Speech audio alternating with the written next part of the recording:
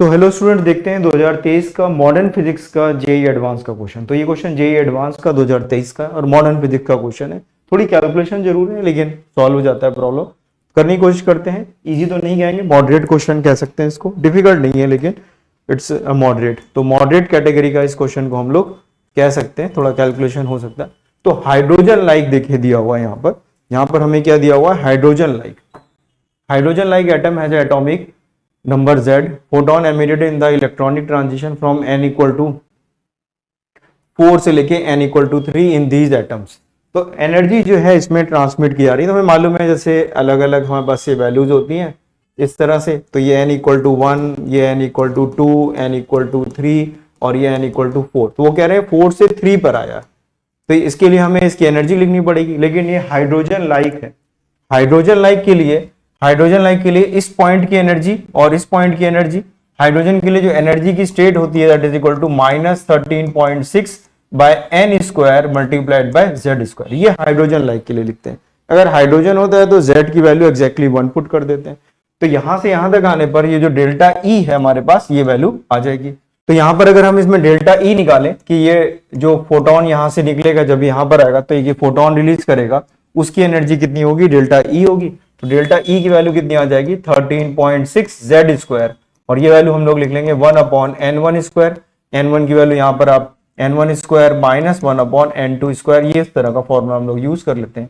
तो delta E की value यहाँ से आएगी 13.6 Z स्क्वायर। ये आ जाएगा 1/3 स्क्वायर यानी कि 9 माइनस 1/16।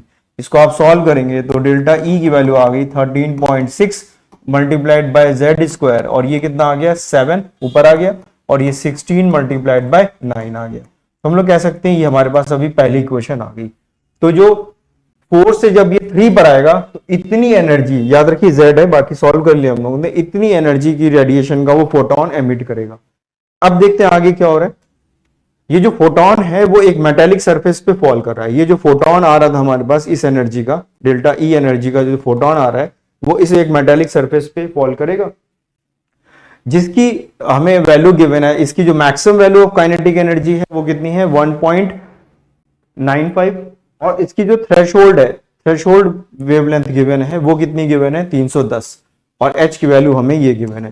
तो ये जो एनर्जी है, तो फोटो इलेक्ट्रिक इफेक्ट के हिसाब से देखें अगर आप, तो फोटो इलेक्ट्रिक इफेक्ट, तो जो लाइट इंसिडेंट हो रही है वो delta E equal to work function plus maximum value of kinetic energy, ये वैल्यू होती है हमारे पास। तो वर्क फंक्शन कितना हो जाएगा? hc by lambda. थ्रेशोल्ड होता है हमारे पास, थ्रेशोल्ड वही वैल्यू होती है। और plus kinetic energy of maximum जो कि 1.95 गिवन है। यहां पर वैल्यू आप h की वैल्यू पुट कर दीजिए 1 डिवाइडेड बाय 310, ये इलेक्ट्रॉन वोल्ट में आ जाएगा, प्लस 1.95। इसको अगर आप सॉल्व करेंगे तो ये कितना आ रहा है? देखिए, ये इसको सॉल्व करेंगे 0 0 हो जाएगा। और इसको आप सॉल्व करेंगे तो ये वैल्यू आ जाएगी 4। ये 4 + 1, तो ये वैल्यू आ गई हमारे पास। डेल्टा E की वैल्यू यहां से कितनी आ गई? 5.95। तो जो एनर्जी इसके ऊपर एक्चुअली में इंसिडेंट कर रही है वो वैल्यू है 5.95 इलेक्ट्रॉन वोल्ट। आराम से इतना तो हम लोग ने कैलकुलेट कर लिया। ठीक है, तो ये पहला वाला हिस्सा अलग है जो कि एटम से लिया गया। दूसरा वाला हिस्सा जो है वो फोटोइलेक्ट्रिक इफेक्ट से लिया गया।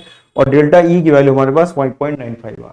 अब क्या करना है? ये वैल्यू हमने ऑलरेडी एक डेल्टा E की यहाँ पे निकाल के रखी हुई है, ये वैल्यू हम इसके इक्वेट कर दीजिए। तो ये वैल्यू जो आप इसके इक्वेट करोगे तो 5.95 ये लिख दिया हमने, डिवाइडेड बाय 13.6 ये लिख दिया। ये 7 आपने नीचे क्या कर दिया? डिवाइड कर दिया। 7 नीचे डिवाइड कर दिया।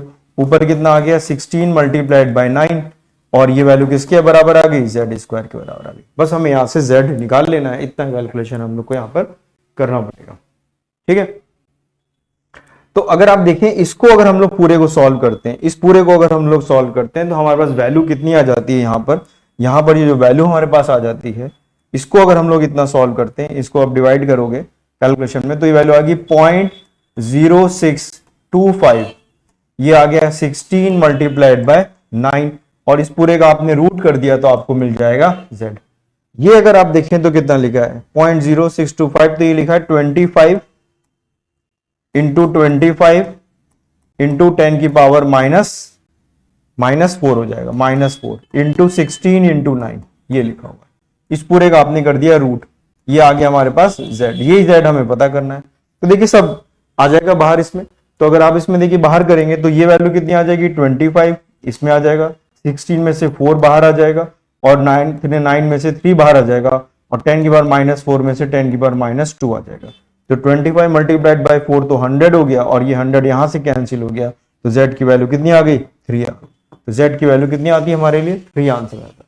तो इसका जो है 3 आंसर हमारे पास आ जाएगा। तो 3 इसका जो है वो करेक्ट आंसर, 3 जो है इसका आंसर है। तो z की वैल्यू हमारे पास 3 आ गई, ठीक है ना। तो हाइड्रोजन लाइक में z कितना है 3 है ये।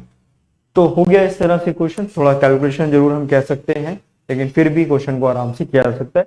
कॉन्सेप्चुअली कोई बहुत ज्यादा डिफिकल्टी नहीं थी।